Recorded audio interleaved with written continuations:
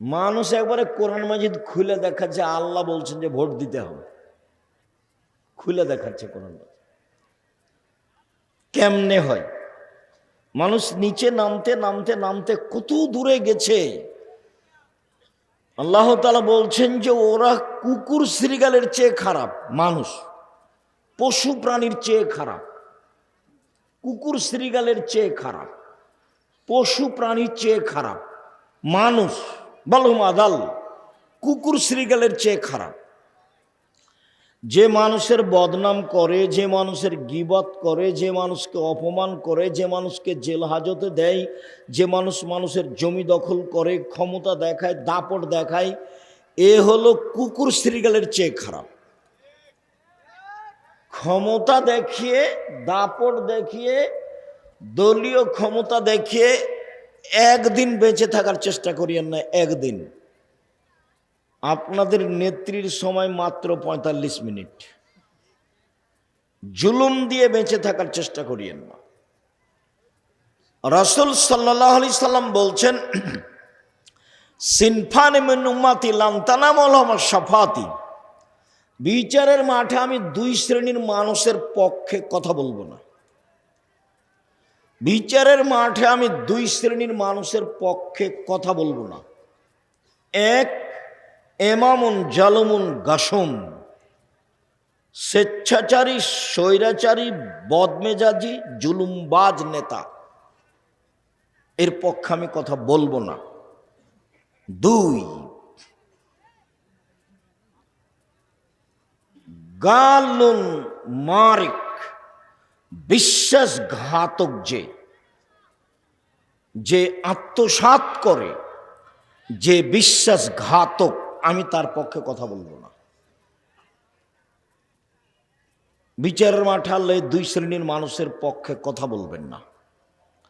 অবশ্য অন্য জায়গাতে তিন শ্রেণীর বলেছেন, যে তিন শ্রেণীর মানুষ আছে, লা ইউকাল্লিমুহুমুল্লাহ তাআলা ইয়াউমাল কিয়ামা, তিন শ্রেণীর মানুষের সাথে আল্লাহ বিচারের মাঠে কথা বলবেন না। ওয়ালা ইয়ানজুরু ইলাইহিম, তাদের প্রতি দয়ার দৃষ্টি দিবেন না। ওয়ালা ইউযাক্কিহিম, তাদের পবিত্র করবেন না।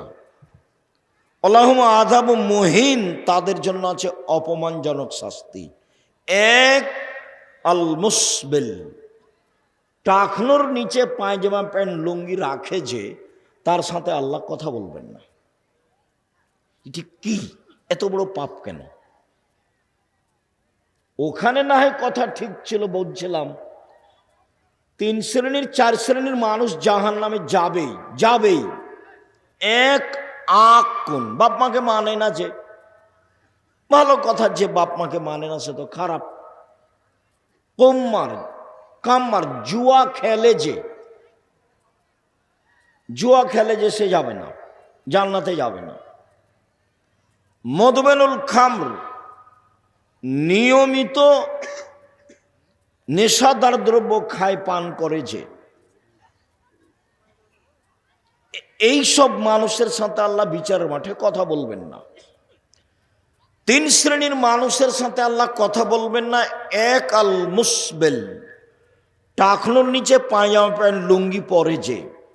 দুই, মালিকুন কাযাব, মিথ্যুক দায়িত্বশীল যে, হেড মৌলানা, headmaster, principal, vice chancellor, jail super, chairman, member, MP, মন্ত্রী, টিওনো, ইওনো, ডিসি, এডিসি, যারা যেখানে মিথ্যা কথায় দায়িত্ব পালন করবে, আল্লাহ তার সাথে কথা বলবেন না।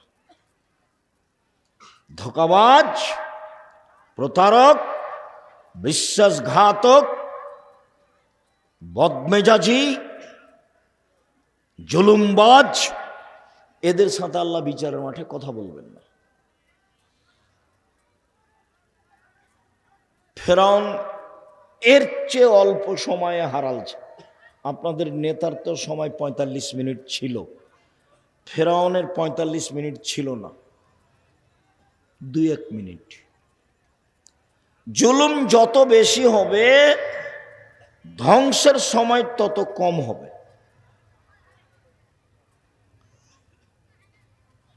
তিন, শাইখুন জানিন, বেশি বয়সে জেনা করে যে তার সাথে আল্লাহ কথা বলবেন না। বেশি বয়সে জেনা করে যে তার সাথে আল্লাহ কথা বলবেন না। মনে থাকবে?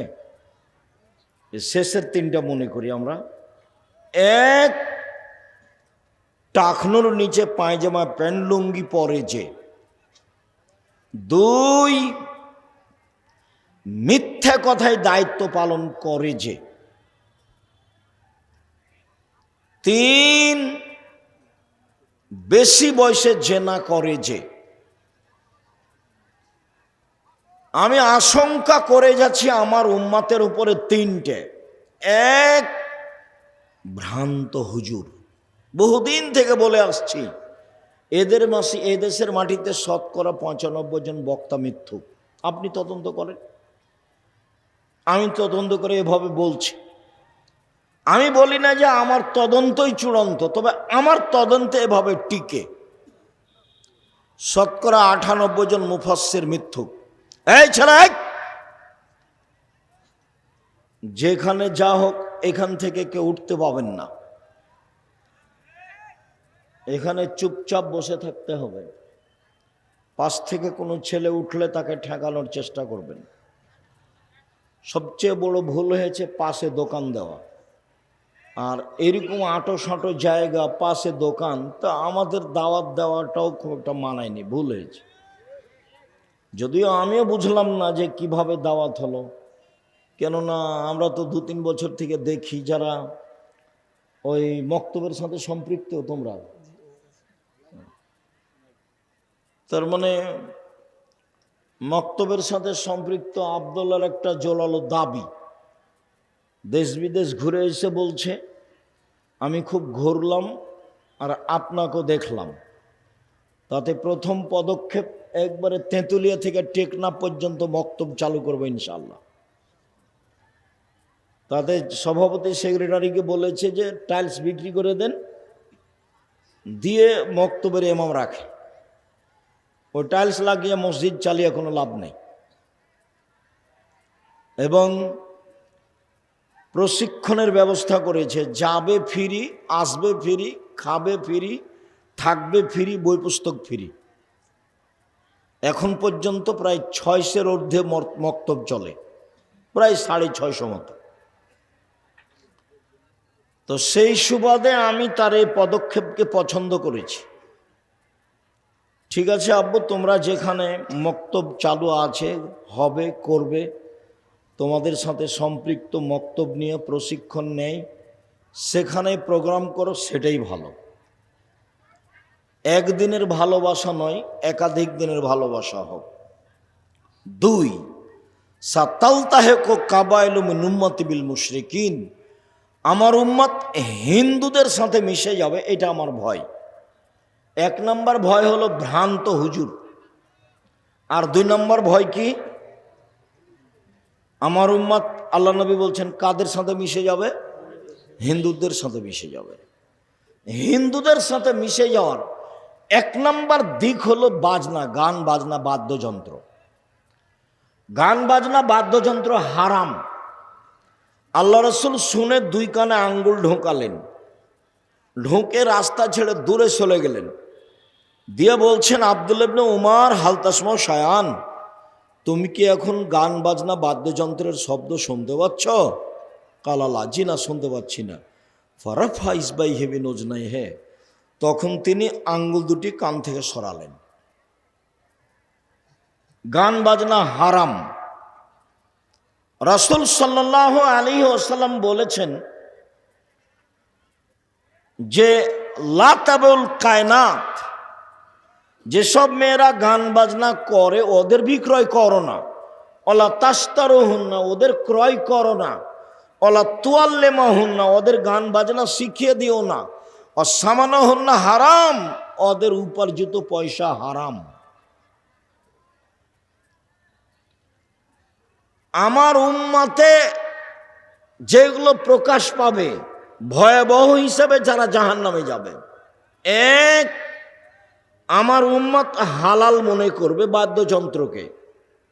2, রেশমি কাপড়কে।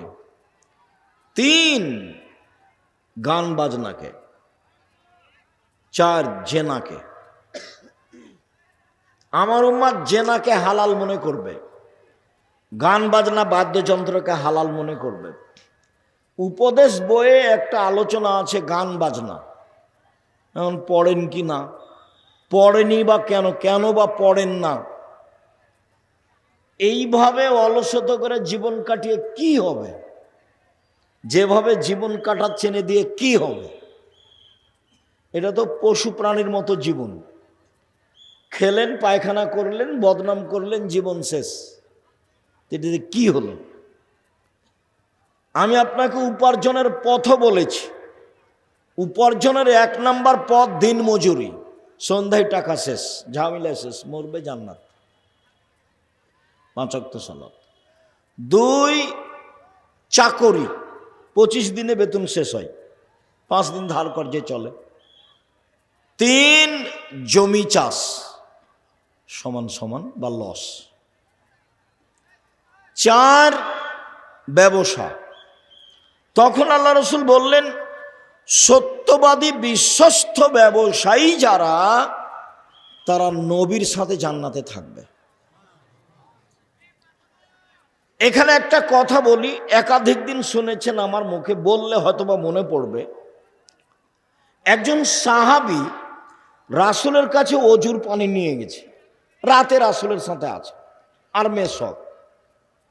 তো নিয়ে যেতেই রাসূল খুশি হয়ে বলছেন, সালমা শেতা, তোমার যা ইচ্ছা তাই চাও, আমি খুশি হয়েছি। বাহ, তুমি আমার জন্য অজুর পানি নিয়ে এসেছো, মেশাক নিয়ে এসেছো, তোমার চালচলন তো ভালো, চাও, কি চাও চাও। তখন সাহাবী বলছেন, আসআলুকা মুরাফাকাতাকা ফিল জান্নাত, আপনার সাথে জান্নাতে থাকতে চাই। কথা মনে থাকবে না মনে হয়? আল্লাহ রাসূল ওর উপরে খুশি হলেন কেন? অজুর পানি আর মেশক দিয়েছেন সেই জন্য। বুদ্ধিমান ছেলে। এই জন্য যারা অধীনস্থ কাজ করে তাদের খুব হুঁশিয়ার এবং সতর্ক হতে হয়। আহমদ, জি ঠিক আছে, আহমদ নেই, আহমদ নেই, আহমদ নেই। 5 মিনিট পরে আপনি আমাকে ডাকছিলেন, তোকে দিয়ে কাজ হবে না রে, তুই কাল চলে যা। স্বাভাবিক এটা। আল্লাহ রসুল খুশি হয়েছেন সাল্লাল্লাহু আলাইহি সাল্লাম। তো চাও কি চাও? তো আপনার সাথে জান্নাতে থাকতে চাই। তো আল্লাহ রসুল বলছেন, আওয়া গায়রা জালেক, না না না না, এটা নয়, অন্য কিছু চাও, অন্য কিছু চাও। তখন সাহাবী বলছেন, হোয়া জাকা, ওটাই চাই, আপনার সাথে থাকতে চাই। তখন আল্লাহ রসুল সরাসরি বললেন, আচ্ছা ঠিক আছে। এ কথা বললেন না, তিনি বললেন, আইন্নি আলা নাফসিক বিকাসরাতি সুজুদ, তুমি বেশি বেশি তাহাজ্জুদ পড়ে আমাকে সহযোগিতা করো। আমি এমনি কোনো মানুষকে জান্নাতে নিয়ে সাথে থাকতে পারবো না। আবার এখন বলছেন যে সত্যবাদী ব্যবসায়ীরা কার সাথে থাকবে? নবীর সাথে থাকবেন। তাহলে এইটা কেমন কাজ? অনেক ভালো কাজ। ধোঁকাবাজি করে না যারা, ফাঁকি দেয় না যারা, জুয়াচুরি করে না যারা, আত্মসাৎ করে না যারা, অল্প লাভে ব্যবসা বাণিজ্য করে যারা, মিথ্যা কথা বলে জিনিস বিক্রি করে না যারা, এরা ব্যবসা করে চকলেটের ব্যবসা হলো, এ কার সাথে থাকবে? নবীর সাথে থাকবে। তখন তিনি বলছেন, আত্তাজির আস-সাদিক আল আমিন, 1 ব্যবসায়ী, 2 সত্যবাদী, 3 বিশ্বস্ত, আস্থাভাজন। 4-5 দিন গোস্ত বাজারে কিনতে গিয়ে বুঝতে পেরেছেন যে ওই লোকটার গোস্ত কমে না, আর আরো বাকি 2 জন গোস্ত দেওয়া আছে, কিনেন, দে বাড়িতে গিয়ে মাপেন, কমে যায়। কাছে গোস্ত নেবেন যার কমে না। আর এ মনে করছে যাগ্গে সারাদিনে 2 জনের কাছে বিক্রি করতে পারলে হলো। কয়দিনে দেখবেন যে আর দোকানটাও নাই, উঠে গেছে। এই কথাটা বুঝাতে গিয়ে আমি বলি, 2-1 দিন বলেছি যে ঢাকা বাইতুল মুকাররমের যে মসজিদে জুমার দিন একজন বলে পাঞ্জাবি, আর একজন বলে 3000। মানে এবার পাঞ্জাবির দাম কত? 3000 সারা খুব বিক্রি করেছে। এখন সন্ধ্যায় বলছে যে আজকে খুব লাভ হয়েছে। আরে ওই দাম তো, ওর দাম তো 300 টাকা, ওকে কততে বিক্রি করেছে? 3000। আপনি বিশ্বাস করেন 3 মাস পরে গিয়ে দেখবেন যে লোকটাও নাই, দোকানটাও নেই। আল্লাহ রাসূল বলছেন মহিক্য বারাকাতাহু, তার বরকত মিটে যাবে। ও ধোঁকাবাজ ব্যবসায়ী, ও আত্মসাৎকারী ব্যবসায়ী, ও গাদ্দার ব্যবসায়ী, ও জুলুমবাজ ব্যবসায়ী, ওর ব্যবসা হারিয়ে যাবে। দোকানপাট 2 বছর 4 বছর পরে সব কিছু যাবে, টাকা মায়েরে মরে কি করে সব ধ্বংস হয়ে যাবে। ব্যবসায়ী 1 সত্যবাদী, 2 বিশ্বস্ত। এই ব্যবসায়ী কার সাথে থাকবে? নবীর সাথে থাকবে। এ কথা আল্লাহ রাসূল বলেছে। রাসূল সাল্লাল্লাহু আলাইহি ওয়াসাল্লাম বলেন আমার জীবনে 3টা বড় ভয়। 1 ভ্রান্ত হুজুর, 2 কি আমার উম্মত হিন্দুদের সাথে মিশে যাবে, জাযাকাল্লাহ খায়ের। 3 সাতাবদ কাবাইল মিনুমতাল আওসান, আমার উম্মত মূর্তি পূজা করবে। প্রায়ের বাড়িতে ছবি আছে, তার বাপের আছে, তার মায়ের আছে, নেতা নেত্রীর আছে, তারপর পুতুল আছে। যাদের বাড়িতে পুতুল আছে, কাঁকড়া আছে, সব মুনাফেকেরা। মুনাফেক বক্তব্য শুনে বক্তব্যের সাথে মুনাফেকি করে। ছবি কেন তোমার বাড়িতে? আমি তো বহুদিন বলেছি যে বাপ মারা গেছে, পাসপোর্ট সাইজের ছবিটা ছিঁড়ে ফেলে বাপের কবরের পাশে গিয়ে হাত তুলে দোয়া করতে। তো আপনার বাড়িতে আপনার ছবি, আপনার মায়ের ছবি, আপনার বাপের ছবি, আরো লোকের ছবি কেন? কেন? আপনি কি দেখাতে চাচ্ছেন? কার ভালোবাসা দেখাতে চান? শ্বাস বন্ধ হয়ে গেলে এগুলো শেষ। আমার উম্মত হিন্দুদের সাথে মিশে যাবে, গান বাজনা বাদ্যযন্ত্রে মত্ত হবে। সব দোকানেই বাজনা বাজে, সব মোবাইলেই বাজনা বাজে, সব বাড়িতেই বাজনা বাজে, সব দোকানেই প্রায় মেয়ে নাচে, প্রায় সব মোবাইলেই মেয়ে নাচে, প্রায় সব বাড়িতে মেয়ে নাচে। মানে ধ্বংস হয়েই গেছে, খালি মরতে বাকি আছে। আমার উম্মতের উপরে 3টা বিপদ নেমে আসবে, 3টা পাপের কারণে। 1 ভূমিকম্প হবে, 2 গজব নাজিল হবে, 3 সন্ধ্যায় থাকবে মানুষ, সকালে হবে শুকুর বানর সোর। সন্ধ্যায় মানুষ আছে একবারে তাজা মানুষ, সকালে কি হয়ে যাবে? একবারে নগদ বানর হয়ে যাবে। এটা আল্লাহ রাসূল বলেছেন, আমাদের কিছু করার নেই। একবারে শুকুর সোর হয়ে যাবে সকালে। কি পাপ? জারাবুল মাজিবিন, বাদ্যযন্ত্রে লিপ্ত হবে। বাদ্যযন্ত্র। জাহারাতিল কায়নাত, মেয়েরা যেদিন নাচবে।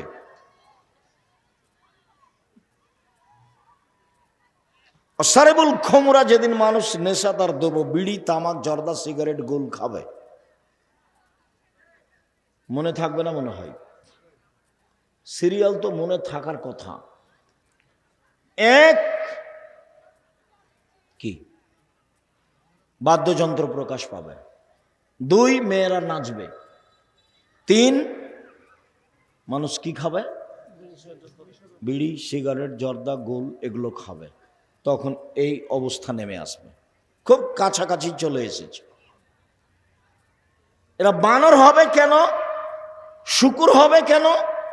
আল্লাহ রাসূল বলতেন যে সাপ হয়ে যাবে, ব্যাঙ হয়ে যাবে, হায়ানা হয়ে যাবে, হিংস্র প্রাণী হয়ে যাবে। এটা না বলে বলছেন যে বানর হয়ে যাবে, শুকুর সোর হয়ে যাবে।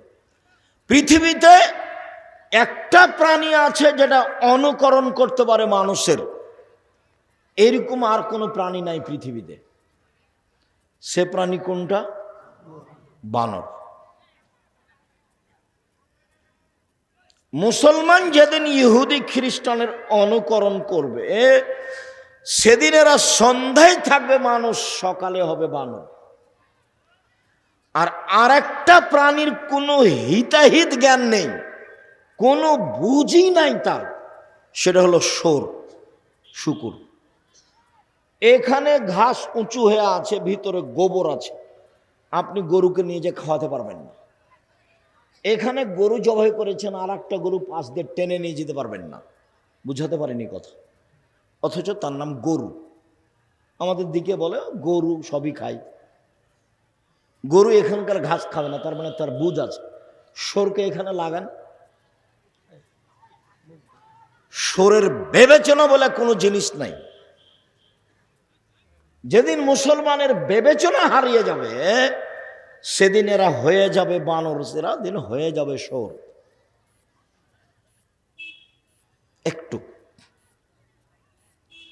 রাসূল সাল্লাল্লাহু আলাইহি ওয়াসাল্লাম বলছেন, পৃথিবীর মানুষ শুনে রেখো, আমার উম্মত ইহুদি খ্রিস্টানের সাথে মিশে যাবে। ডান পায়ের জুতা যেমন বাম পায়ের সমান, আমার উম্মত ইহুদি খ্রিস্টানদের সাথে মিশে যাবে। ডান হাতের বিঘত যেমন বাম হাতের সমান, তেমনি ভাবে আমার উম্মত তাদের সাথে মিশে যাবে। চলাতে, ফিরাতে, কথাতে, বার্তাতে, পোশাকে, আশাকে, খাওয়াতে, দাওয়াতে, বই কলমে, অফিসে, আদালতে, কোর্টে কাচারিতে, সব কিছুতেই কাদের সাথে মিশে যাবে? ইহুদি খ্রিস্টানদের সাথে। এবার নিচে নামতে লাগলেন। নিচে নামতে নামতে বলছেন যে ইহুদি খ্রিস্টান যদি মায়ের সাথে জেনা করে থাকে, তো আমার উম্মত মায়ের সাথে জেনা করবে। এটা রাসূলের মুখের ভাষা। দেখতে পাচ্ছেন না, ইহুদি খ্রিস্টানদের সবকিছু ওরা ভালোবাসে। মেয়েদের পোশাক কেমন দেখছেন না, লুঙ্গি প্যান্ট পরা ভালোবাসছে, মাথার চুল ছোট করা ভালোবাসছে। এখানে কতগুলো ছেলে আছে যে মাথা সরাতে বলেন, কাপড় উপর দিক ছাতা হয়ে আছে, নিচের দিক কাটা আছে। তোমাকে এটা কে শিখালো? তোমাদের বাড়ি তো ওরকমই, তোমার মাও ওরকমই, তোমার বাপও ওরকমই, তুমিও ওরকমই। ঘুম থেকে দেখো একদিন তুমি সোর হয়ে গেছো, বানর হয়ে গেছো, কিছু করার নেই। ওটা আল্লাহ রাসূল বলছেন, এ কথা আমি বলিনি। আমি আপনাকে কথা বলে কষ্ট দেব কেন, সেই জিম্মেদারি আমার নয়। জাতির সামনে কোনোদিন অপ্রয়োজনীয় কথা বলিনি, কিসসা কাহিনী বলিনি কোনোদিন। খুব অল্প সময়, খুব ভদ্রতা বজায় রেখে চুপচাপ শুনবেন, জায়গা থাকলে বসবেন, জায়গা না থাকলে দাঁড়িয়ে থাকবেন। আমি আপনার বিরক্তির আগে কথা শেষ করব ইনশাআল্লাহ। সম্মানিত দিনী ভাই বোন, ইবাদতের জগতের সবচেয়ে দামি ইবাদত হলো সালাত। ব্যতিক্রম ইবাদত ওটার ক্ষমতাধর। দান হলো সবচেয়ে শক্তিশালী ক্ষমতাধর ইবাদত। ও একটা থেকে আর একটা ঘটাতে পারে, দান একটা থেকে আর একটা ঘটাতে পারে, আর কোনো ইবাদত এরকম পারে না। তাই আল্লাহ রাসূল বলছেন, মহিলারা শোনো, আমি তোমাদের তো অধিকাংশ জাহান্নামে দেখছি, তোমরা দান করো মানে বেঁচে যাবা। দান করো মানে কি? জাহান্নাম থেকে বেঁচে যাবা। ও জাহান্নাম থেকে মুক্তি দিতে পারে, ব্যবসা বাণিজ্যের লস সরাতে পারে, বাড়ির বিপদ আপদ দূর করতে পারে, কবরের শাস্তি বন্ধ করে দিতে পারে, পাপকে মিটিয়ে দিতে পারে, পানি যেমন আগুনকে নিভিয়ে দিতে পারে।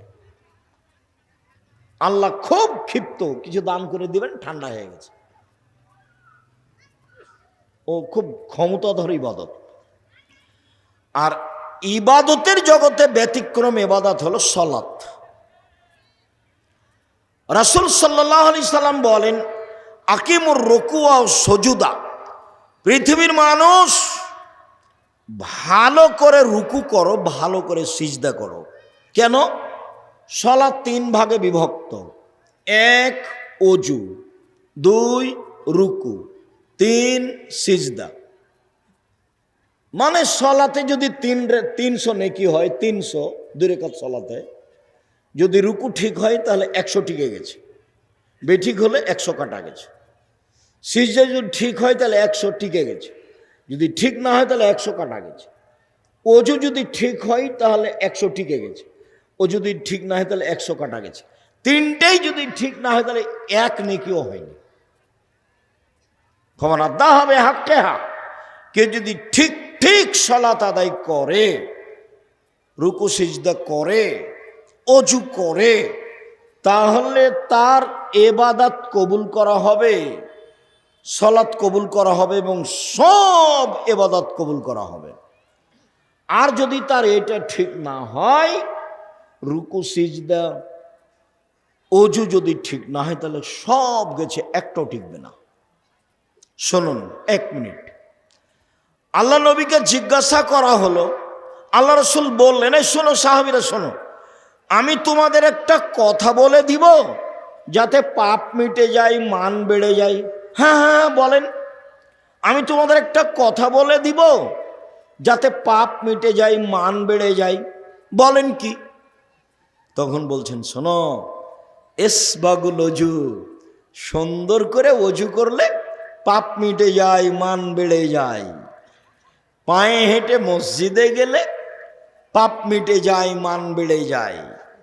আরেকদিন আল্লাহ রসুলকে আল্লাহ বলছেন, মোহাম্মদ সাল্লাল্লাহু আলাইহি ওয়াসাল্লাম, আল্লাহ আমাদের নবীকে মোহাম্মদ বলে ডাকতেন, জিবরাইল আমাদের নবীকে মোহাম্মদ বলে ডাকতেন। আর সাহাবীগণ আল্লাহ নবীকে বলতেন, আল্লাহ রসুল এটা করব সাল্লাল্লাহু আলাইহি ওয়াসাল্লাম, আল্লাহ রসুল এটা বলবেন, আল্লাহ রসুল এটা দিবেন। তো সাহাবীগণ কিভাবে বলতেন? আল্লাহর রসুল, আল্লাহ রসুল করেছেন, আল্লাহ রসুল দিয়েছেন। আর নাম ধরে ডাকতেন কে? জিবরাইল এবং আল্লাহ। আর আমাদের ভারত, বাংলাদেশ, পাকিস্তানের ওলামায়ে কেরাম বলছে হুজুরে পাক সাল্লাল্লাহু আলাইহি ওয়াসাল্লাম,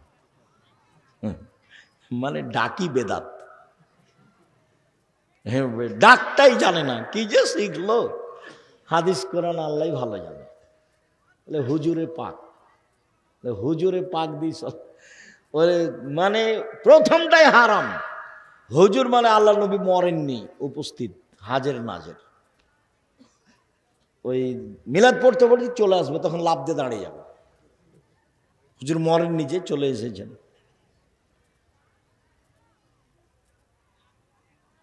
আল্লাহ নবী আল্লাহ বলছেন, মোহাম্মদ জি, ওপরে কি নিয়ে হইচই হয়েছে বলতে পারেন?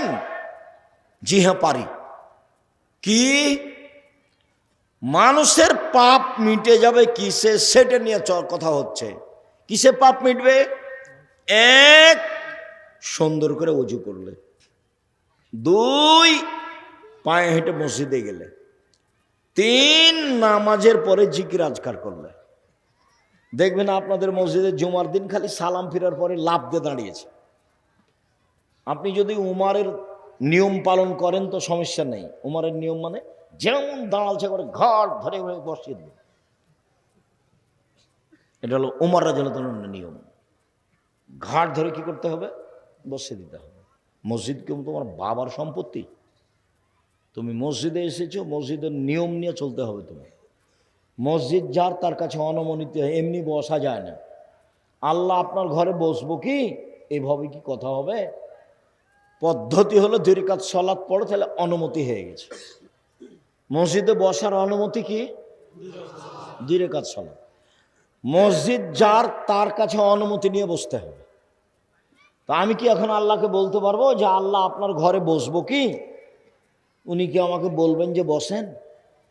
তো মানুষের সাথে তো আল্লাহ কথা বলেন না। এখন কি করতে হবে? পদ্ধতি কি?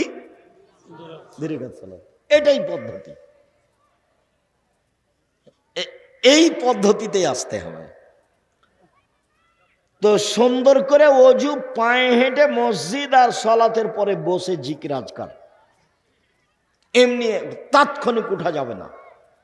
তারপর আল্লাহ রাসূল বলছেন, মান ফাআলা যালিকা আশাবে খাইরিন মাতাবে খাইরিন, এইভাবে উযু করলো যে, পায়ে হেঁটে মসজিদে গেল যে, কিছুক্ষণ বসে জিকির আজকার করলো যে, তার মরে যাওয়া ভালো, তার বেঁচে থাকা ভালো। তার মরে যাওয়া ভালো, তার বেঁচে থাকা ভালো। ওয়াকানা মিন খাতিয়াতিহি কারাজুলিন ওয়ালাদাত উম্মুহু, তারপর লোকটা হয়ে গেল সেই দিনের মতো যেদিন তার মা তাকে জন্ম দিয়েছে, নিষ্পাপ। কেউ যদি হজ করে আর হজ যদি কবুল হয় তাহলে কি হয়ে যায়? সেদিনের মতো হয়ে যায়। তাতে 10 লক্ষ টাকা খরচ আছে, রিক্স আছে, টানা হেঁচড়া আছে। তারপর মোয়াল্লেম ফাঁকি দেয়, মোয়াল্লেম বলছে ভুল টুল হয়ে গেছে, আপনি 1000 রিয়াল দেন, মিটে যাবে, 500 রিয়াল দেন, আরো কত কি, তার কোনো হিসাব নাই। কত জিদ্দার, কত ঢাকার, কত কি যে করলো হুজুর। খালি বললো যে এ আর সেই, আমরা করতে থাকলাম।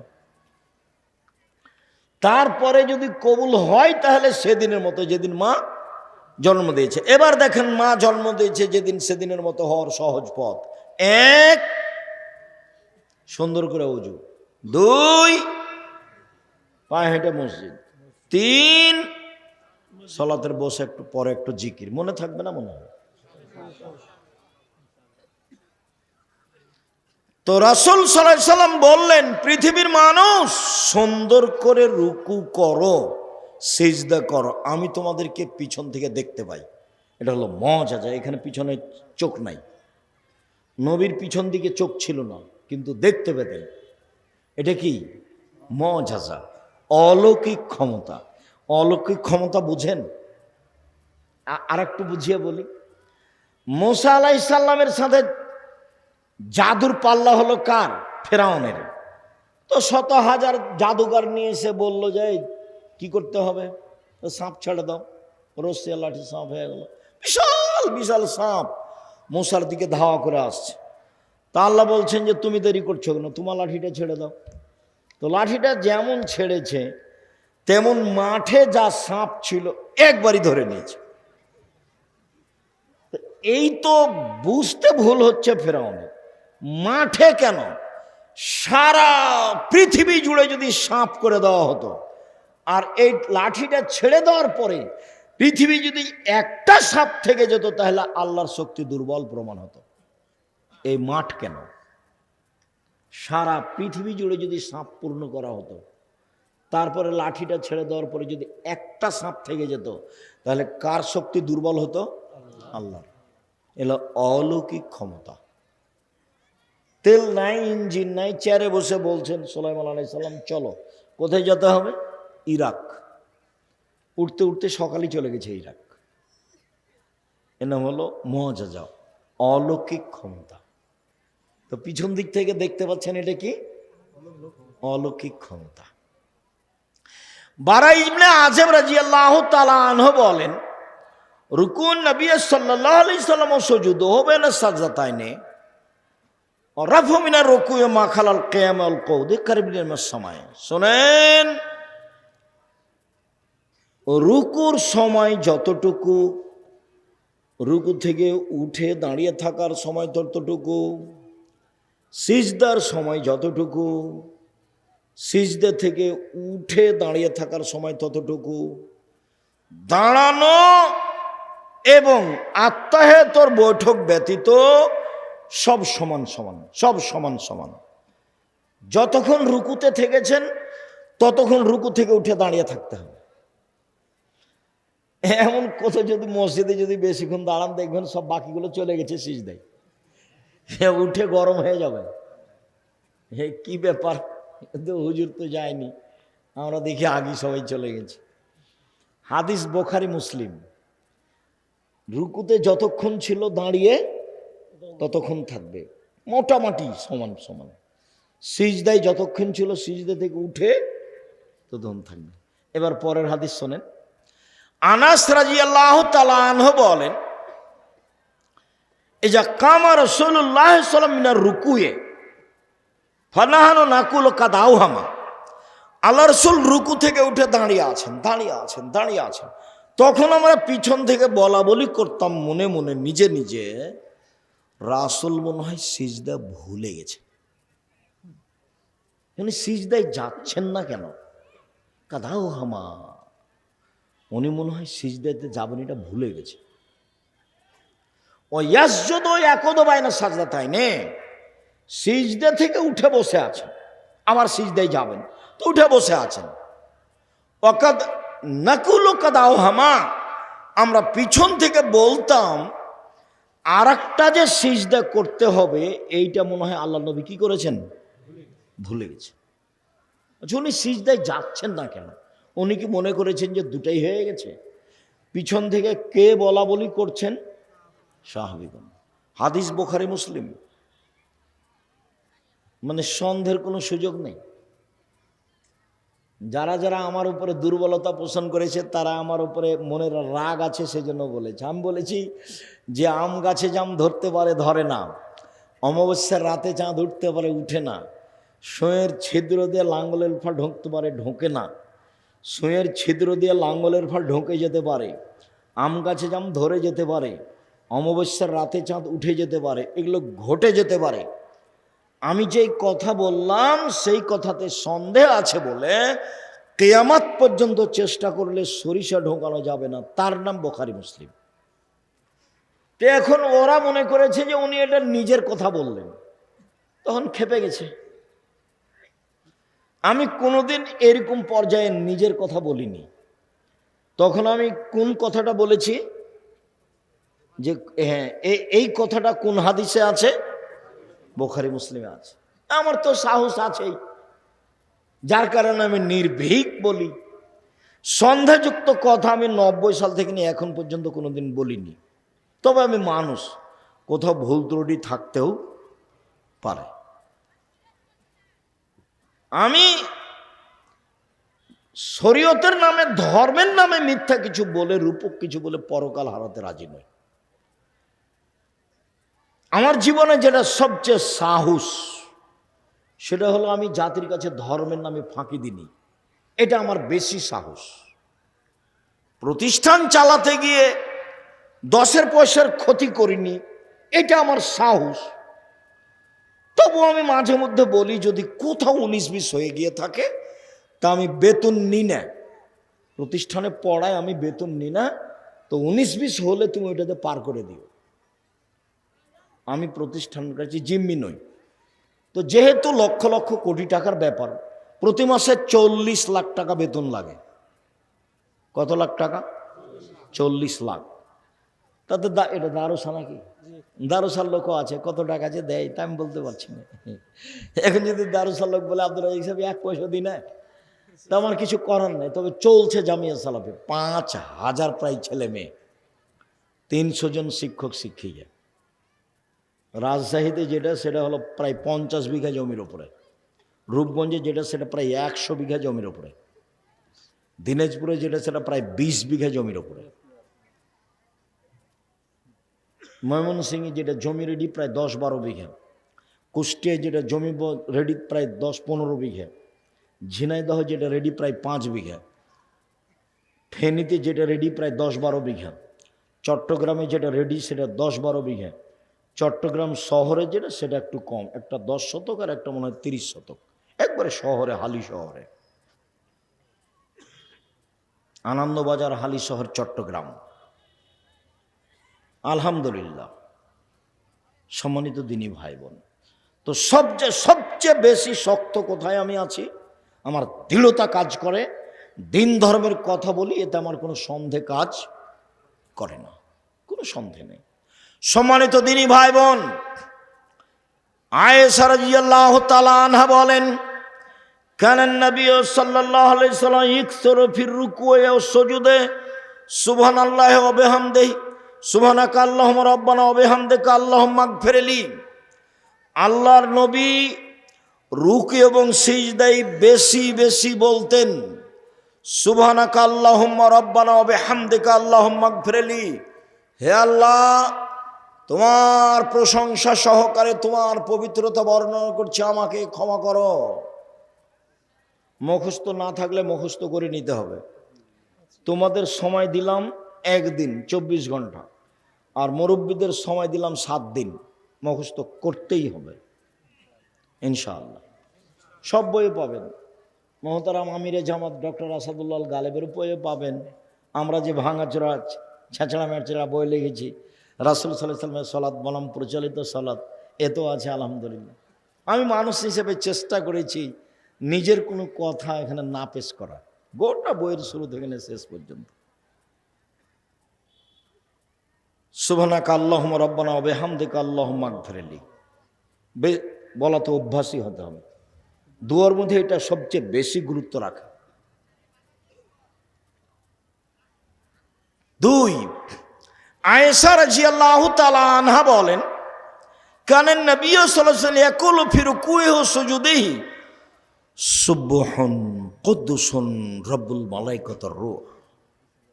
সুবহান কুদ্দুসুন, তিনি পবিত্র, কুদ্দুসুন, তিনি অতীব পবিত্র, রব্বুল মালাইকাতে, তিনি সব ফেরেশতার প্রতিপালক, ও রূহ, জিবরাইলের প্রতিপালক। ইনি পার্সোনাল ফেরেশতা, দামি, খুব সম্মানী। চটকার আর একটা কথা মনে পড়লে একটু বলি, আপনাদের উপকারে আসবে। সেটা হলো এই যে আমাদের নবীকে জিবরাইল আলাইহিস সালাম নিয়ে যাচ্ছেন আল্লাহর কাছে মেরাজ। তো এখন প্রথম আকাশে গিয়ে দেখেন দরজা বন্ধ। তো জিবরাইল বলছেন দরজা খুলেন।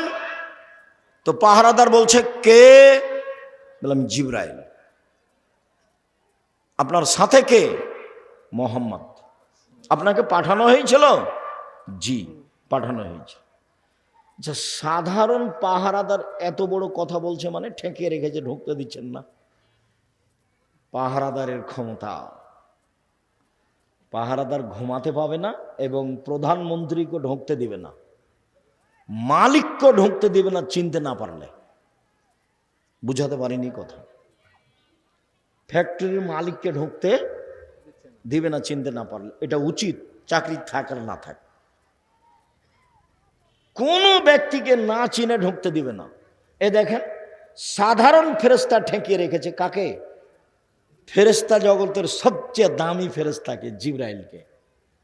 মানুষের জগতের সবচেয়ে দামি মানুষকে কাকে? মুহাম্মদ সাল্লাল্লাহু আলাইহি ওয়াসাল্লাম। কত জেরা, আপনি কে? জিবরাইল। আপনার সাথে কে? মুহাম্মদ সাল্লাল্লাহু আলাইহি ওয়াসাল্লাম। পাঠানো হয়েছিল? জি, পাঠানো হয়েছিল। কত জেরা। পাহারাদার পুরো স্পষ্ট হবে নিজের কাছে যে ইনি কে, তারপরে দরজা খুলবেন।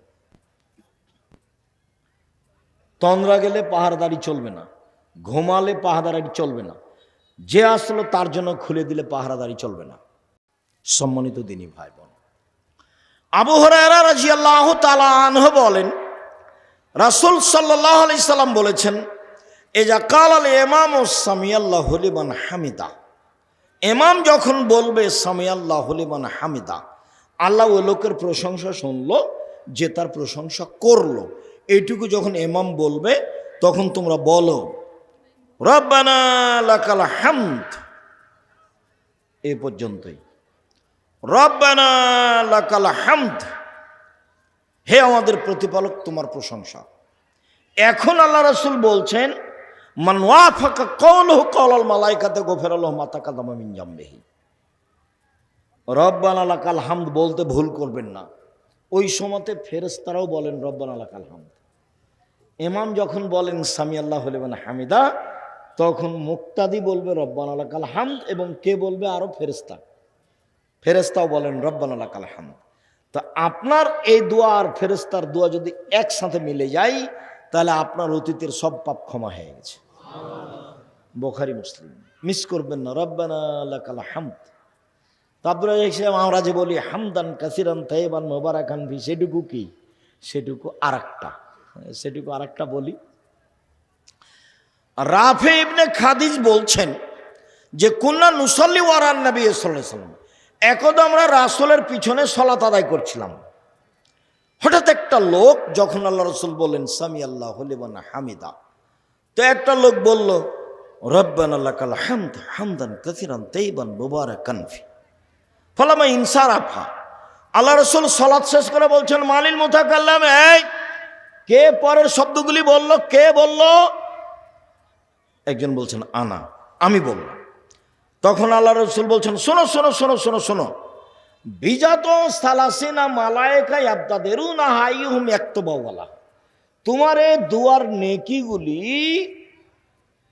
39 জন ফেরেশতা লেখার জন্য তাড়াহুড়া লাগিয়ে দিয়েছে। 30-এর অধিক 39 পর্যন্ত 39 জন ফেরেশতা তাড়াহুড়া লাগিয়ে দিয়েছে এটা লেখার জন্য নাকি। শুনুন, রব্বানা লাকাল হামদ হামদান কাসিরান তাইবান মুবারাকান ফি বলা যায়, তবে জোরে বলতে হবে না। তো ইনি যে জোরে বলেছেন, এটা ছিল ব্যতিক্রম ঘটনা। সাহাবী এভাবে কেউ বলেননি, আগেও বলতেন না, পরেও বলেননি। কোনো দিন কোনো সাহাবী জোরে বলতেন না। সলাতের মধ্যে একটাই জায়গা জোরে, সেটা বলেন তো কোন জায়গা? আমিন। আর কোনো জায়গা জোরে নেই। তো আমরা দুই সিজদার মাঝের দোয়া জোরে বলি কেন? সামি আল্লাহু লিমান হামিদার দোয়া জোরে বলি কেন? আয়াতের জব জোরে দিই কেন?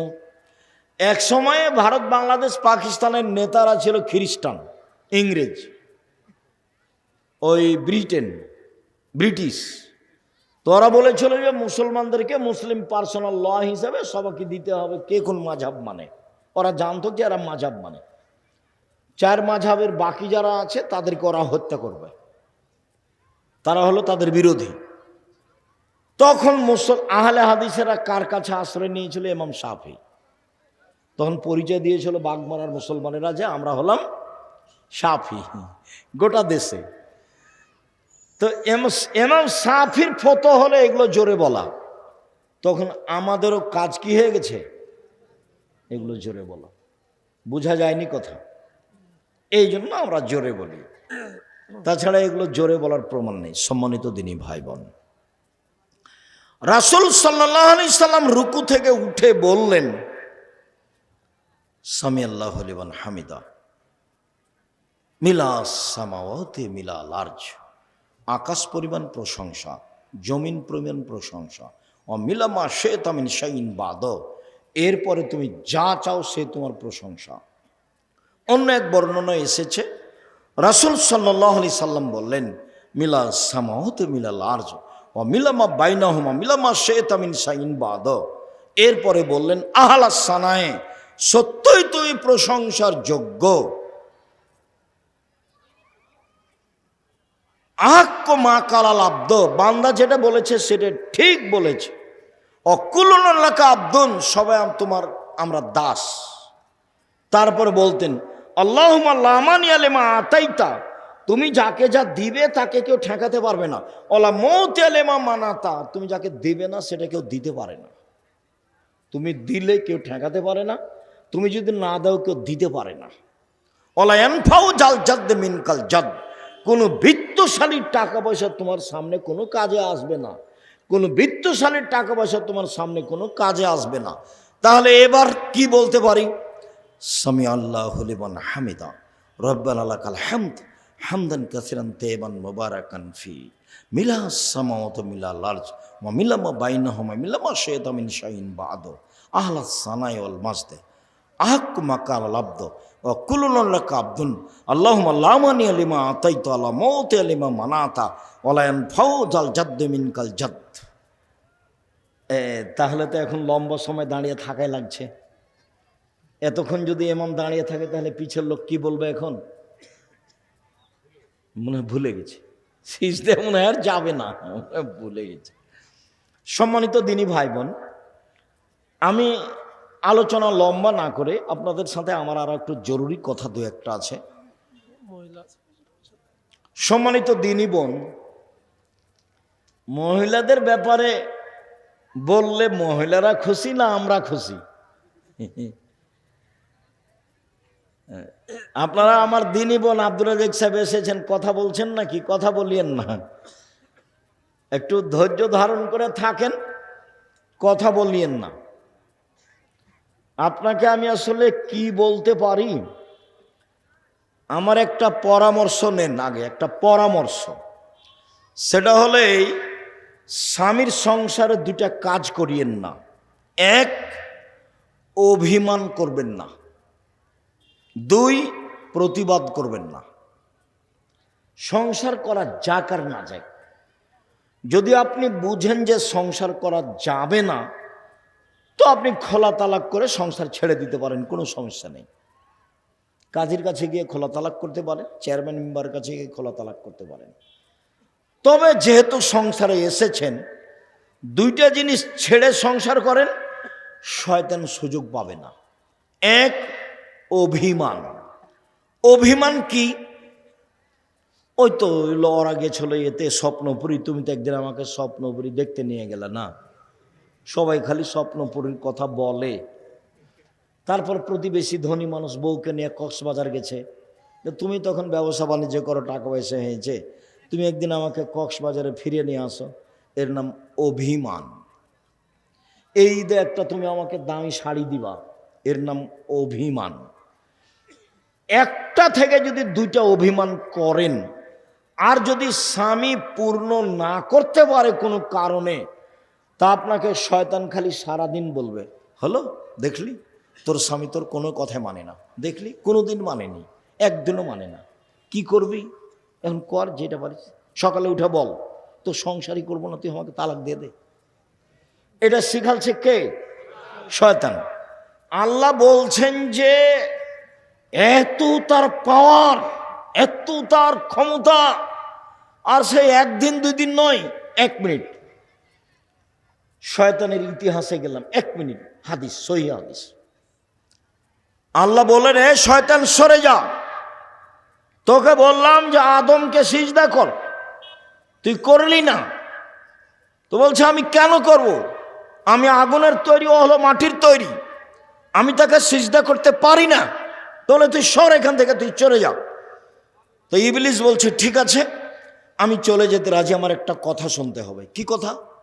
আমাকে কিয়ামত পর্যন্ত বেঁচে থাকার সুযোগ দিতে হবে, এটা হলো দাবি। তা আল্লাহ বললেন না যে তোকে দিব না, এ কথা বললেন না। তা আল্লাহ বললেন আচ্ছা ঠিক আছে, এলা ওয়াক্তি মালুম, একটা সময় পর্যন্ত দিলাম। দেওয়ার সময়তে আল্লাহ কিয়ামত পর্যন্ত বললেন না, বললেন যে এলা ওয়াক্তি মালুম, একটা সময় পর্যন্ত দিলাম। যেমন সুযোগ পেয়েছে তেমন বলছে। দেখেন বলার ঢং কেমন, রব্বি, হে আমার প্রতিপালক। কে বলছে বলেন তো? শয়তান। রব্বি, হে আমার প্রতিপালক, ওয়া ইজ্জাতেকা, তোমার সম্মানের কসম, লাউবিয়াল ইনসানা মাদামা তারহুম ফি আসাদিহিম, আদমের ছেলে মেয়েকে আমি ভুল পথে নিয়ে যাব, পাপ করাবো করাবো করাবো, ওর দেহে যতদিন শ্বাস আছে আমি তাকে পাপ করিয়েই ছাড়বো। আমি একাই জাহান্নামে যাব, ওকে আমি জাহান্নামে নিয়ে যাব, ও কেমনে জান্নাতে যায় তা দেখে ছেড়ে দেব। পৃথিবীতে সবচেয়ে রিক্সে আছে কে বলেন তো? ইবলিস, শয়তান। সবচেয়ে রিক্সে, 24 ঘন্টা সে রিক্সের উপরে আছে। যে কোনো মূল্যে আপনাকে আর আমাকে কোথায় নিয়ে যাবে? জাহান্নামে নিয়ে যাবে। আপনি তো কিছুক্ষণ ঘুমাই, আরাম করি, বুঝতে পারি না, ইবাদত করি, ভুলে থাকি, কিন্তু শয়তানের এরকম সুযোগ নাই। শয়তান সবসময় রেডি। অপরতে পৃথিবীতে রিক্সের উপরে বিপদে কেউ নেই। ও বলছে ওর দেহে, আদমের দেহে যতক্ষণ শ্বাস আছে আমি তাকে পাপী করবই। এই ছেলে, তোমাকে বলিছি বহুদিন, আবার বলি, তোমার বড় মোবাইলটাতে ল্যাংটা মেয়ে আছে, তুমি রাত 2টার দিকে এভাবে রেখেছো, 2 মিনিট পরে আবার হাত দিয়েছ। তোমার বান্ধবীর সাথে তুমি কথা বললে, 1 ঘন্টা বলেছ, দিয়ে মোবাইলটা বন্ধ করে রেখেছো, 30 সেকেন্ড পরে আবার কথা বলছো। এগুলো কে করাচ্ছে বলো তো দেখি? শয়তান। কোরআন মাজিদে হাজারো জায়গাতে এসেছে, সব খারাপ কাজকেও ভালো করে দেখায়। খারাপ কাজকে কি করে দেখায়? ভালো করে দেখায়। দেখবেন খালি আপনি সাজাবেন, মেয়েটার সাথে এভাবে কথা বলবো, এখানে কথা বলবো, ওই জায়গায় কথা বলবো, এই কথাগুলি কথা বলবো, বলে নেওয়ার পরে আবার দেখবেন যে ও এগুলো কথা ছুটে গেছে, এরপরে যখন রিং দেবো তখন এগুলো বলবো, এগুলো বলবো। এগুলো কে সাজাচ্ছে বলেন তো দেখি? শয়তান সাজাচ্ছে, ভেতরে কাজ করছে সবসময়। তখন আল্লাহ বললেন না যে তুই পারবি না, এ কথা বললেন না। তখন আল্লাহ বলছেন, এই শয়তান শোন, ইজ্জতি ও জালালি ও ইরতেফায়ে মাকানি, আমার ইজ্জতের কসম, আমার সম্মানের কসম, আমার মর্যাদার কসম, আমার উচ্চতার কসম, আদমের ছেলে মেয়ে যতবার ক্ষমা চাইবে ততবার আমি ক্ষমা করে দেব। আদম সন্তান মা দাওয়াতানি রাজাওতানি, আদমের ছেলে মেয়ে শোনো, তুমি আমাকে যেভাবে ডাকো আমি সেভাবে থাকি, তুমি আমার কাছে যেভাবে আশা পোষণ করো সেভাবে পূর্ণ করে থাকি, তুমি আমাকে যেভাবে ডাকো আমি সেভাবে থাকি, তুমি যেভাবে আশা পোষণ করো সেভাবে পূর্ণ করে থাকি। আমি পরোয়া করি না তুমি কত বড় পাপী, আমি পরোয়া করি না তুমি কত বড় পাপী, তুমি ক্ষমা চাইলে আমি ক্ষমা করে দিই, তুমি যেভাবে ডাকো আমি সেভাবে থাকি, তুমি যেভাবে আশা পোষণ করো সেভাবে আমি পূর্ণ করে থাকি। কে বলছেন? আল্লাহ। ইবলিস বলল এটা আর আল্লাহ বললেন এটা, তাহলে আস্তাগফিরুল্লাহ ওয়া আতুবু ইলাইহি বলাই লাগছে। আস্তাগফিরুল্লাহ ওয়া আতুবু ইলাইহি শ্বাস যেমন নিজ গতিতে চলছে, শ্বাস ভেবে চিন্তা ফেলবো এটা কি মনে হয়? শ্বাস যে আসছে আর যাচ্ছে তো কোনো চিন্তা ভাবনা আছে কি? খাওয়ার টাইমের জন্য চিন্তা ভাবনা করা লাগে, কিন্তু শ্বাসের জন্য চিন্তা ভাবনা লাগে না। আস্তাগফিরুল্লাহ ওয়া আতুবু ইলাইহি এভাবে চলে আসতে হবে বেখিয়াল। নৌকাতে উঠলাম দোয়া আস্তাগফিরুল্লাহ ওয়া আতুবু ইলাইহি, খেতে বসতে যাচ্ছে আস্তাগফিরুল্লাহ ওয়া আতুবু ইলাইহি, ঘুমাতে যাচ্ছে দোয়া পড়বো আস্তাগফিরুল্লাহ ওয়া আতুবু ইলাইহি, রাস্তায় চলছি ভ্যানলাতে উঠে আস্তাগফিরুল্লাহ ওয়া আতুবু ইলাইহি, এটা চলে আসতে হবে মুখে স্বাভাবিকভাবে। এটা ছাড়া আল্লাহ করবেন না। আল্লাহ রসুল বললেন যে দামি সম্পদ এক লেসানুন জাকের, ওই জিহ্বা যে এরকম ডাকতে পারে। তিন কালবুন শাকের, আলুর দাম গেছে গেছে যাক তাতে আসে যায়, যা হয়েছে আলহামদুলিল্লাহ, সামনে বছর হবে। একেবারে হয়রান হয়ে মাথা খারাপ আর আলুর ব্যবসা করব না, এ করবো না, সে করবো না, বাদ অন্য কিছু করবো, এগুলো একটা বলা হবে না। ব্যবসা রিস্ক নিয়ে করতে হবে। একবার গেছে সব আরো 10 বার আসবে, এগুলো হয়রানি হওয়া হবে না। আলহামদুলিল্লাহ কি বলতে শিখতে হবে? আলহামদুলিল্লাহ।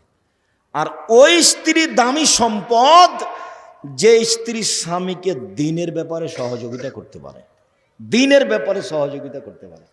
তো তোমাকে দিনের ব্যাপারে কি সহযোগিতা করবে? তুমি তো খালি গরম দেখাও, টাকা দিতে দেরি করেছে, কি সহযোগিতা করবে? তুমি রাত 12টায় গেছো, তোমার হাত পা ধরে বলবে আপনাকে আমি খুব ভালোবাসি, আপনার সাথে একসাথে খাবো এই জন্য ভাত আমি রেখে দিয়েছি, তরকারি আমি রেখে দিয়েছি, আমি আপনার অপেক্ষায় আছি, আমি আপনাকে আমার জীবনের চেয়ে ভালোবাসি, আপনার পায়ের নিচে আমি নিজেকে মিটিয়ে দিতে চাই, আপনাকে আমি কত ভালোবাসি তা আমি অন্তর খুলে আপনাকে দেখাতে পারবো না, আপনি যা বলবেন সেটা আমি করব যদি পাপ না হয়, যা বলবেন সেটা আমি করব যদি পাপ না হয়। যদি বলেন সারা রাত পা টিপে দিতে হবে, প্রস্তুত আছি। যদি বলেন সারা রাত মাথার পাশে দাঁড়িয়ে থাকতে হবে, প্রস্তুত আছি। যা বলবেন তাই, যদি পাপ না হয়। আমার একটা কথা শোনেন, এশার সালাতের পরে বাড়ি চলে আসবেন, এশার নামাজ শেষ বাড়ি চলে আসবেন। এটা হলো মহিলা তার স্বামীকে কি করছে? দিনের উপরে সহযোগিতা করছে। দুঃখিত, মিছিলে যায়েন না, অমুকের চরিত্র ফুলের মতো পবিত্র বলিয়েন না, কেননা আপনি তার চরিত্র সম্পর্কে জানেন না। আল্লাহ রসুল বলছেন যে তুমি নেতার এই কথা বলে তুমি আল্লাহকে তোমার উপরে খেপিয়ে দিয়েছ, আসখাত্তুম, তুমি একবার তোমার প্রতিপালককে তোমার উপরে খেপিয়ে দিয়েছ। আমার একটা কথা শোনেন, এভাবে যায়েন না, দিনের উপরে সহযোগিতা। শোনেন, প্যান্টটা কেটে ছোট করেন, আপনি যা বলবেন তাতে আমি প্রস্তুত। যদি বলেন যে আমার শাশুড়ির, আমার মায়ের, আমার শাশুড়ির কাপড় খেঁচে দিতে হবে, প্রস্তুত। পেশাব পায়খানা পরিষ্কার করে দিতে হবে, প্রস্তুত। রান্না করে দিতে হবে 3 বার আমার শাশুড়িকে, প্রস্তুত। যাহাই বলিবেন তাহাই করিব। আমার একটা কথা শোনেন, হারাম উপার্জন করিয়েন না, এই ডেস্টিনি এগুলো করিয়েন না, এনজিওতে যায়েন না। এই ছেলে 1 নম্বর উপার্জনের পথ কি? সহজ, দিনমজুরি। 2 চাকরি যেন হালাল হয়। 3 জমি চাষ। 4 ব্যবসা। তো ব্যবসাকে তুমি ছোট করে দেখিও না। ব্যবসা চকলেট থেকে শুরু। আমি কিন্তু চকলেটের ব্যবসা করতে বলিনি। আমি যতবার বলেছি যে আপনারা চকলেটের ব্যবসা করেন, শ্বশুরের কাছে টাকা নিয়েন না, ততবার আমি বলেছি চকলেট মানে কম পয়সার ব্যবসা। চকলেট মানে কি? কম পয়সার ব্যবসা। লোন নিয়ে আপনি ব্যবসা করতে গেলেন কেন? যে চাঁপাইনবাবগঞ্জের ভাষাতে আমও গেছে, ছালাও গেছে, কাঁদতে কাঁদতে দুই চোখ হয়ে গেছে। লোন মানে জীবন ধ্বংস হয়ে গেছে। লোন মানে আপনি চলে গেছেন জাহান্নামে, খালি মরতে বাকি আছে।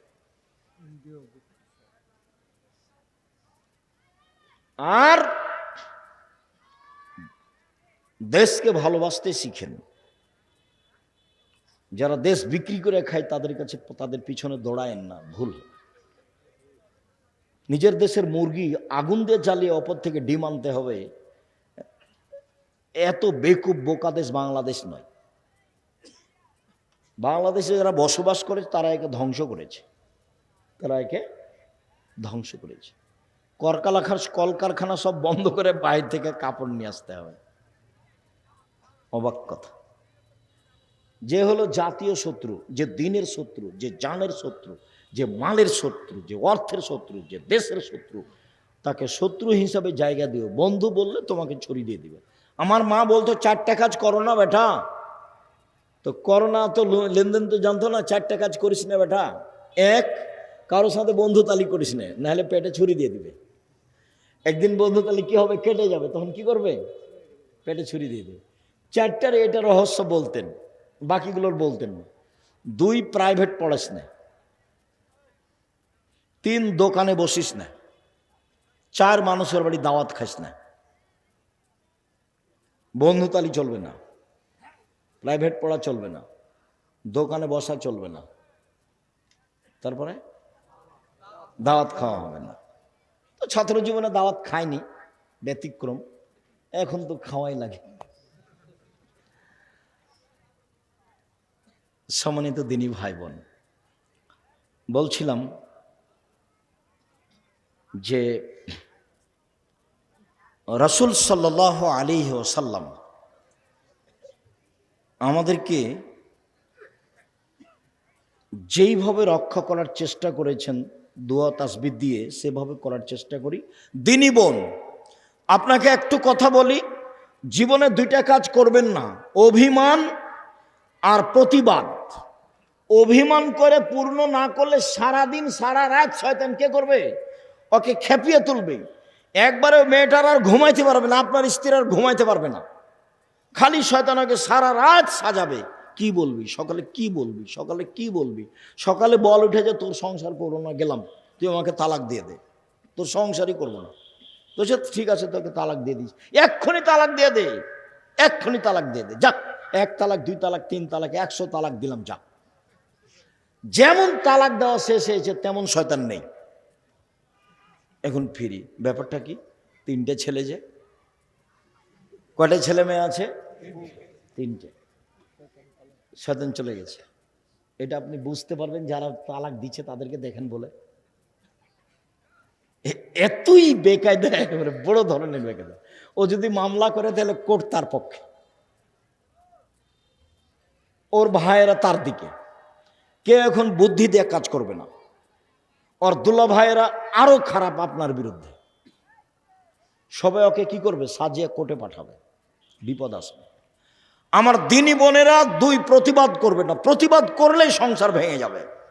সম্মানিত দিনী বোন, 4টা কাজ করবেন, জান্নাতের সব দরজা খোলা। 1, 5 ওয়াক্ত সালাত। 2, রমজান মাসের সেম রোজা। 3, স্বামীকে মেনে চলা। 4, জেনায় লিপ্ত না হওয়া। যদি জেনা হয়ে গিয়ে থাকে, আজ থেকে তোবা করেন, কয়েকটা জিনিস পেয়ে যাবেন। 1, পৃথিবীর যে কোনো বিপদ থেকে বেঁচে যাবেন জেনা বন্ধ করতে পারলে। 2, বিচার মাঠে বিশেষ ছায়াতলে থাকা যাবে জেনা বন্ধ করতে পারলে। 3, জান্নাতুল মাওয়া পাওয়া যাবে। অনাহান নাফসা আনিল হাওয়া ফাইনাল জান্নাতে হেল মাওয়া। যে নিজেকে অন্যায় থেকে ঠেকাতে পারলো, আমি আল্লাহ তাকে জান্নাতুল মাওয়া দিয়ে দিলাম।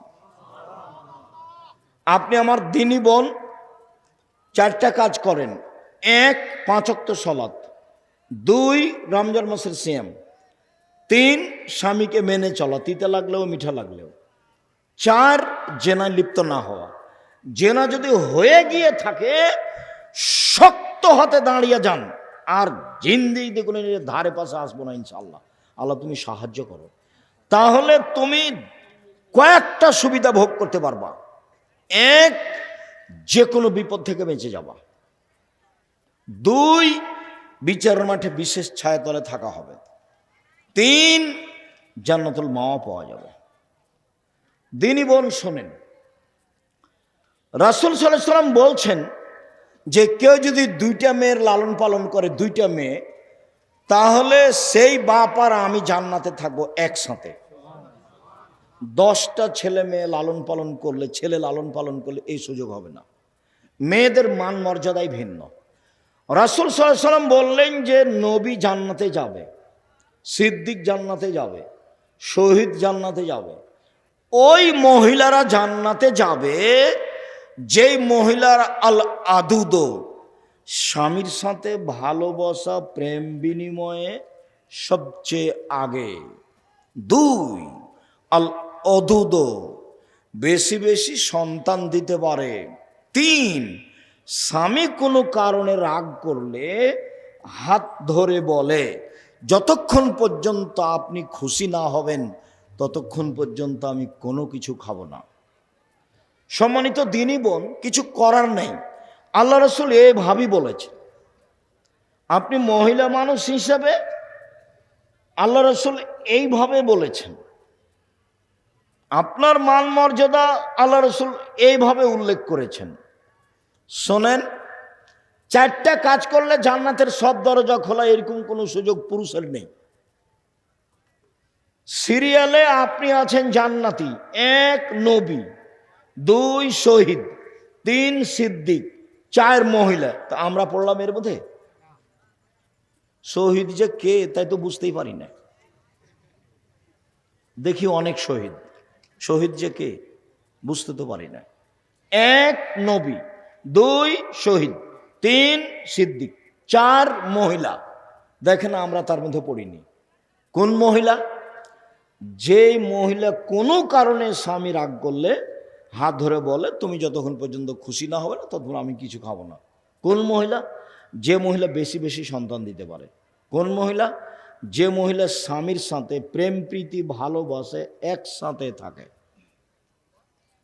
এটা আল্লাহ রাসূল এভাবেই বলেছেন। আপনার কষ্ট নেওয়ার কিছু নেই, মন খারাপ করে কিছু করে লাভ নেই। আমি আপনার কাছাকাছি আছি একটু। রাসূল সাল্লাল্লাহু আলাইহি সাল্লাম বললেন, শোনো পৃথিবীর মানুষ, সবচেয়ে ভালো নারী খায়রুন নিসা, সবচেয়ে ভালো নারী 4টা গুণ আছে যার। 1, স্বামীর সাথে প্রেম বিনিময়ে ভালোবাসায় মুখ মিঠা করে কথা বলাতে আছে। 2, বেশি বেশি সন্তান দিতে পারে। 3, স্বামীকে সময়ে সান্ত্বনা দিতে পারে। 4, স্বামীর ব্যথা নিজে বুঝে, স্বামীর সমস্যা নিজে বুঝে। 1 মিনিট, দিনী বোন থামেন। এই মেয়ে কথা বলছো কেন? চুপ থাকো। দেখো তো তুমি স্বামীর কি উপকার করতে পারো। 1 মিনিট দেখো তো বুখারী মুসলিমের হাদিস। এই ছেলে ঘুমাচ্ছ কেন? ঘুমাচ্ছ কেন? কি করেছো? জামিয়া সালাফে গেছিলে কালকে? সারা রাত জেগে থেকেছো? ভালো, যদি গিয়ে থাকো তো আলহামদুলিল্লাহ। আমিও তো জেগে থেকেছি। আমি আবার ক্লাস নিয়েছি 6 পিরিয়ড। আমি গাড়ি থেকে নেমে ক্লাসে ঢুকি, 6-7 পিরিয়ড পড়াই, আবার পড়িয়ে গাড়িতে উঠি, চলে যাই চট্টগ্রাম, সিলেট, আবার আসি। 90 সাল থেকে এভাবে আছে। আল্লাহ রহম করো। সম্মানিত দিনী ভাই বোন, বোন আপনি শোনেন, আপনাকে বলছি শোনেন। 1 মিনিট দেখাই। আল্লাহর নবী এসে বলছেন, খাদিজা শোনো, খাদিজা শোনো, খাসিদ আলা নাফসি, আমি মনে হয় মরে যাব। খাদিজা আমি মনে হয় মরে যাব, কম্বল দিয়ে আমাকে জড়িয়ে ধরো, কম্বল দিয়ে জড়িয়ে ধরো। তখন খাদিজা বলছেন, কাল্লা, প্রথম কথা কাল্লা, কখনো নহে, অসম্ভব, এটা হতে পারে না। কখনো নহে, অসম্ভব, এটা হতে পারে না। কেন? আল্লাহে আল্লাহর কসম, আল্লাহে আল্লাহর কসম, আল্লাহে আল্লাহর কসম, লাইফজিক আল্লাহ, আল্লাহ আপনাকে অপমান করবেন না, আল্লাহ আপনাকে অপমান করবেন না। কেন?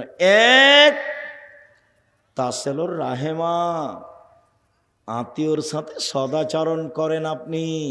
দুই, তাহমালুল কাল্লা, অসহায় মানুষের বোঝা বহন করেন আপনি। তিন, তাকসেবুল মাধুমা, যার কোনো পদঘাট নাই তাকে আপনি পদঘাট দেখিয়ে দেন। চার, তাকরিজ জাইফা, মেহমানকে খেতে দেন আপনি। পাঁচ, বিপদগ্রস্তকে খুঁজে খুঁজে উদ্ধার করার চেষ্টা করেন। পাঁচটা কাজ আপনার। এই ছেলে, বহুবার বলেছি, বাপ মাকে বলে দিবা আমার কাছে খাবেন আপনি, আব্বা আমার কাছে খাবে, বোনেরা আমার কাছে খাবে, ভাগ্নেরা আমার কাছে খাবে, ভাগ্নিরা আমার কাছে খাবে, আমার আব্বার যত আত্মীয় স্বজন আছে সব আমার কাছে খাবে, আমার মায়ের যত আত্মীয় স্বজন আছে সব আমার কাছে খাবে। তোমার ভাগনা ভাগ্নি আসলে তোমার মা একবারে মুখ খান চুপটি করে বসে থাকে, কি যে করি, কে যে খাওয়াবে, কোন বোঝে খাওয়াবে। তোমার মা কিন্তু তোমার ভাগনা ভাগ্নির উপরে তোমার ছেলের চেয়ে বেশি দুর্বল।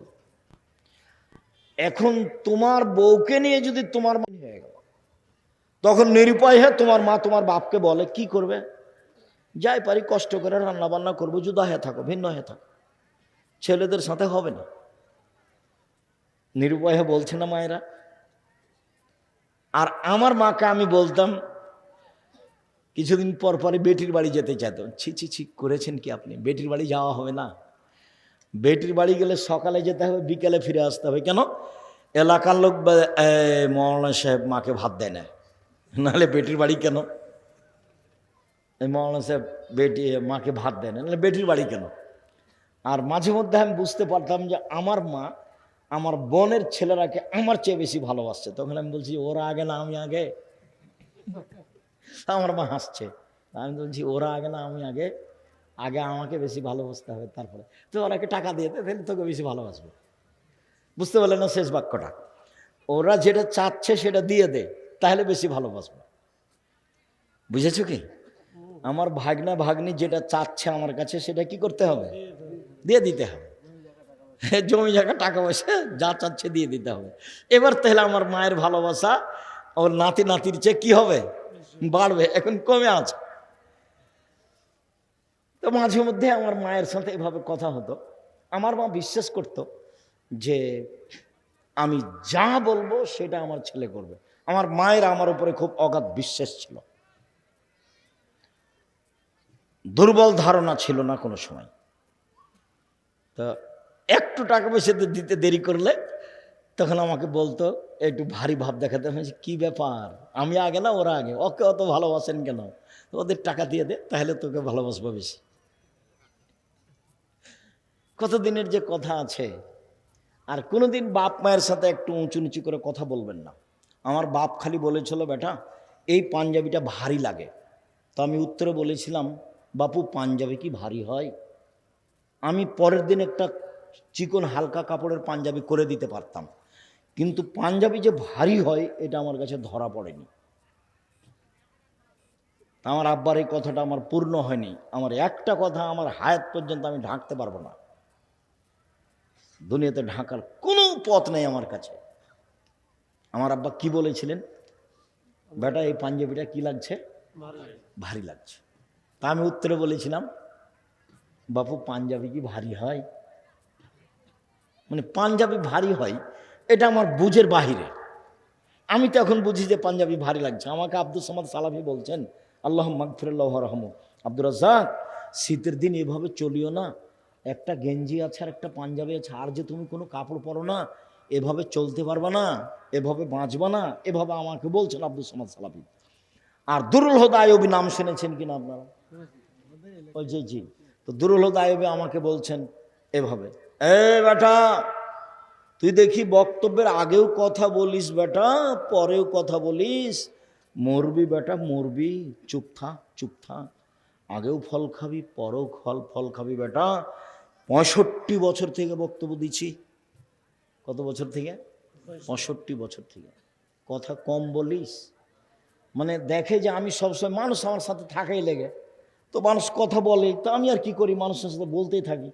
তো উনি যখন ঢুকলেন তখনও দেখছি কথা বলছি, বের হচ্ছেন তখনও দেখছেন কথা বলছি, যার কারণে এভাবে বলছি, কথা কম বলিস বেটা, চুপ থাকিস, মরবি রে বেটা মরবি, এভাবে চলে, এভাবে বলছেন আমাকে। আর ফল খাবি, ফল আগেও খাবি পরেও খাবি, ফল খাবি, এই কথাটা বলছেন আমার, মনে হচ্ছে কালকের কথা, দুর্লভ দায়ীবের কথা। সম্মানিত দিনী বোন, আমি আপনার কাছে আজকের মতো অনুরোধ জানিয়ে শেষে চলে আসছি। এক, স্বামীর সাথে প্রেম প্রীতি ভালোবাসে আগে থাকতে হবে।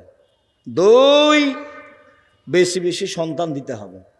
তিন, স্বামীকে সান্ত্বনা দিতে হবে। সান্ত্বনা, খাদিজা বললেন কখনো নহে, অসম্ভব, এটা হতে পারে না, আপনার কোনো দুর্ঘটনা হবে না, আপনি এই করেন।